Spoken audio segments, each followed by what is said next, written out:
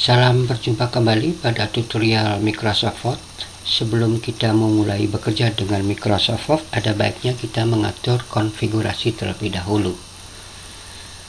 Untuk itu, mari kita mulai. Kita klik icon Windows, kemudian kita klik tanda panah ke bawah, kemudian kita klik Microsoft Word.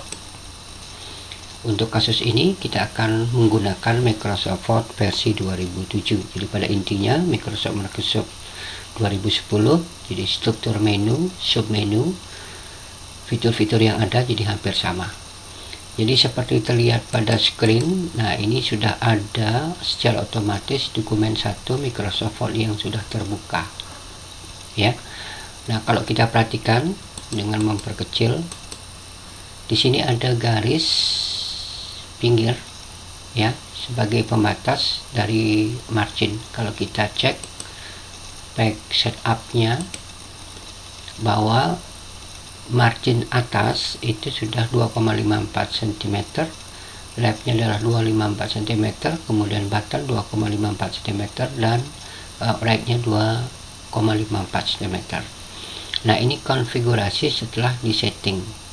Jadi biasanya untuk mengerjakan ketikan di Microsoft Word ada aturan-aturan tertentu, misalnya ditentukan batas atas, batas bawah, batas kiri, dan juga batas kanan. Nah, karena ini sudah tersetting terlebih dahulu, maka kita akan coba kembalikan kepada posisi semula ya. Jadi di sebelah custom quick access toolbar silahkan diklik, kemudian di sini ada beberapa menu-menu ya. Kalau yang minimize ribbon itu akan minimize dari tampilan, kemudian kalau kita akan show below the ribbon akan seperti ini, dia akan tampil di bawah. Kemudian kalau kita minimize the ribbon, kita uncheck, maka akan tampil seperti ini.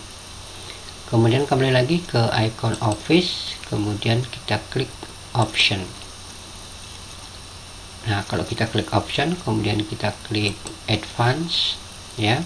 Dan di sini ada beberapa menu, ada editing option, kemudian copy cut dan paste, kemudian ada show document content. Nah, kalau misalnya di show document content ini ada show text boundariesnya, kita uncheck ya. Kemudian perhatikan juga di display show this number of recent document 17, kemudian show measurement in unit adalah cm. Nah, kalau misalnya kita ubah menjadi inci, nah kemudian show dokumen juga kita hilangkan, jadi show text boundaries kita hilangkan, maka akan tampil seperti ini.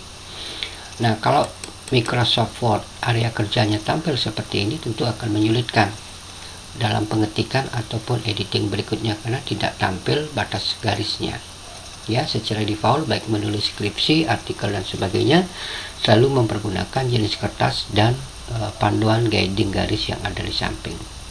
Nah, untuk membuat panduan garis itu kita coba kembali, kita klik Word option, kemudian kita klik advance, kemudian kita kembali ke show text boundaries.